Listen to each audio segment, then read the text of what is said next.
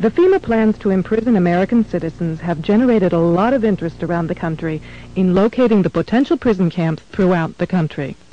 These may be facilities currently being used as prisons, such as those you saw earlier, or prisons that are being built supposedly in the name of the war on drugs, or facilities that have other uses but which could be quickly used to detain large numbers of people, such as this Amtrak facility in Beech Grove, Indiana. We're standing now in the main parking lot, which doesn't look too sinister. At this level, it is a very large parking lot, fenced on all sides by fence topped by barbed wire. It also has these electronically operated turnstiles.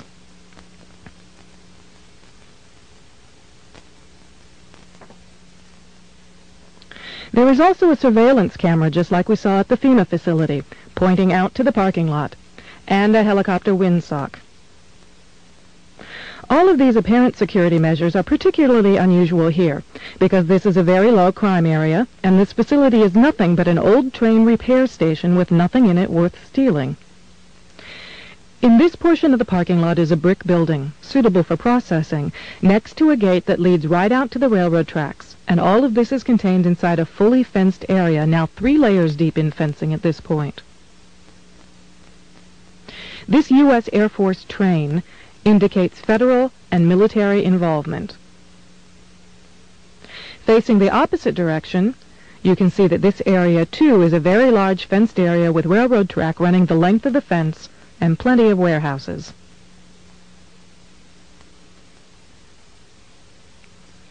This facility was supposed to have closed in June of 1993, yet instead several $million in federal funds have been spent on supposed renovations over the past 2 years. Helicopter windsocks and markers are evident throughout the property. This small building is the only way into a particular fenced area. Inside this building we see more of the motion-activated detectors, electronic turnstiles, and prison bars.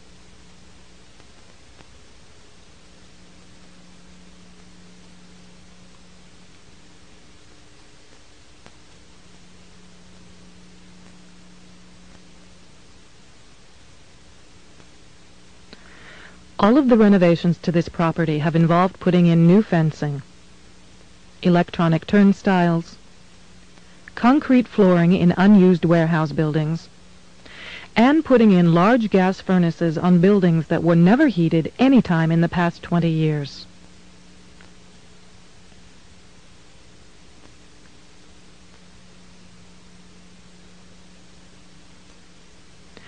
Outside this building is fencing and a cattle run section of fence, all topped by barbed wire, pointing inward, not to keep people out, but to keep people in.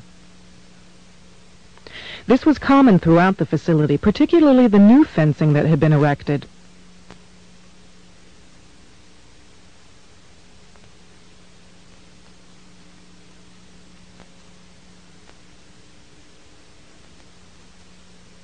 Inside the fenced area on the other side of the building, you'll see signs that say Red Zone, right up next to the railroad tracks that run the length of the fenced area.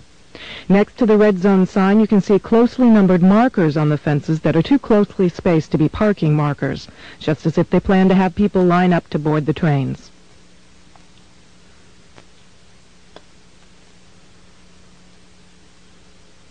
Here's a helicopter marker on the power lines outside the facility, indicating expected helicopter traffic, and again, another tall radio antenna. Looking around, you can get an idea of how huge this place is and how many people it could contain in its fenced-in area. In yet another fenced area, we see a large warehouse building at the end, with the electronic turnstiles in front of it. The building is one that has a new concrete floor, and its doors and windows have all been blocked. Outside there are new gas pipes.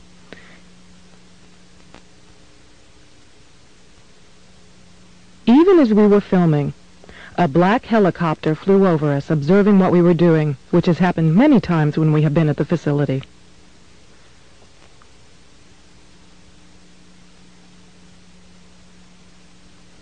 The gas lines and gas pipes at the facility run the length of the buildings.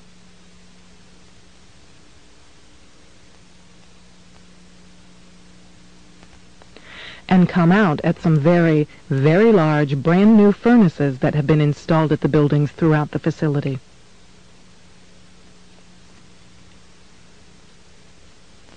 We found this crane, which has seen better days, but is plainly marked U.S. Army in the middle of the stockyard.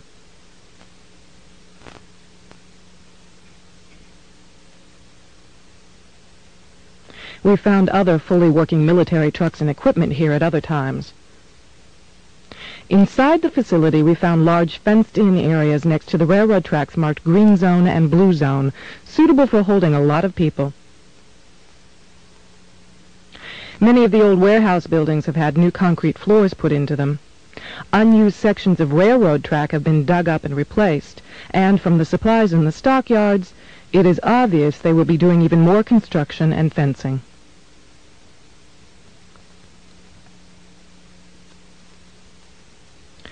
Senator Lugar of Indiana recently obtained more federal funding to renovate this facility, which is supposedly only for the repair of broken trains and where most of the buildings on the property haven't been used for years. It certainly appears they are expecting more than just broken trains. This tower, overlooking the entire facility at one end of the facility along the railroad tracks, also has a radio antenna on it with a ladder up inside of it. It would make an excellent watchtower.